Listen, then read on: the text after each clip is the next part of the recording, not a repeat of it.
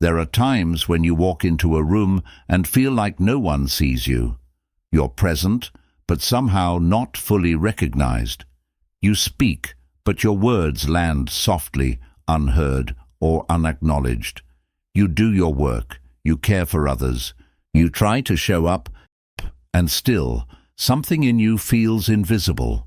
It's not just about being unnoticed. It's about the quiet sense that your presence doesn't carry the weight it should. This feeling doesn't arrive all at once. It builds slowly, over time. It starts with small moments, a comment that talks over you, a decision made without you, a silence after you speak. Maybe you brush it off. Maybe you think, it's just this once. But deep down, part of you begins to wonder if this is simply the way the world sees you, or fails to. You might begin to shrink yourself, little by little. Avoid conflict, numb your opinions. Hide parts of who you are so you can keep the peace or stay liked. It's easy to believe that the safest path is the quiet one. I've done that. I've chosen silence instead of speaking up, compromise instead of resistance, invisibility instead of confrontation. It felt easier. But what I didn't realize at the time was that in doing so, I wasn't just avoiding friction. I was giving away my power. When you make yourself smaller to fit into spaces not designed for your full self, you don't just disappear from others. You begin to disappear from yourself. That's the deeper cost. Not just being unseen, but slowly unseeing yourself. Still, it's not your fault. This world has trained many of us to believe our worth is tied to approval. It rewards us when we are helpful, agreeable, modest. It tells us to be gentle but firm, graceful but driven, ambitious but not intimidating. It shapes us into contradictions. And when we struggle to meet those conflicting demands, we're told the problem lies within us. It doesn't. The truth is, if you feel invisible, it's not because you lack value. It's because the world around you has failed to reflect your value back to you. And when that reflection is missing, it becomes your responsibility not to earn visibility, but to reclaim it. Reclaiming power doesn't begin with external permission. It begins with the decision to exist fully, without apology. To be seen, not for who others want you to be, but for who you are, even if that disrupts the comfort of those around you. That means speaking when your voice shakes. It means correcting someone when they assume less of you. It means naming the discomfort when you're overlooked, even if the room falls silent. Not because confrontation is the goal, but because clarity is. When you let others see your boundaries, your truth, your strength, you teach them how to see you properly.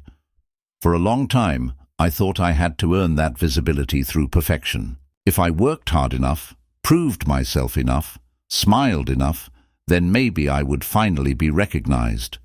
But I've learned that perfection is just another way we hide, another mask we wear, so we don't have to risk rejection. Real visibility comes with risk. When you show up as your full self, not everyone will celebrate it. Some will criticize, some will pull away, some will misunderstand you on purpose. That's the cost of being real in a world that benefits from your doubt. But the reward is far greater. It is the quiet dignity of self-respect. It is the relief of no longer having to shrink. It is the strength to walk through the world and take up space with your whole self. You don't have to wait for someone to give you a platform. You can begin where you are, in the conversation where you usually stay silent, in the meeting where your idea gets passed over, in the relationship where your needs are constantly sidelined. These are not small things. These are the moments where you begin to rewrite the story. And it's not just about you. When you choose visibility, you make room for others to do the same. When you reject the roles the world hands you, too quiet, too emotional, too assertive, too much, you allow others to reject them too. Your courage creates space. Your truth invites truth. That's how change begins. Not in loud declarations, but in steady defiance of being made invisible. Still, I know it's hard.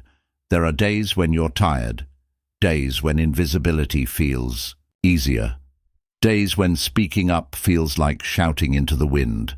I've known those days, but I've also known what it's like to look in the mirror and see someone who didn't give up, someone who showed up even when it was uncomfortable, someone who stopped waiting to be chosen and chose themselves. You don't need to become someone else to be worthy.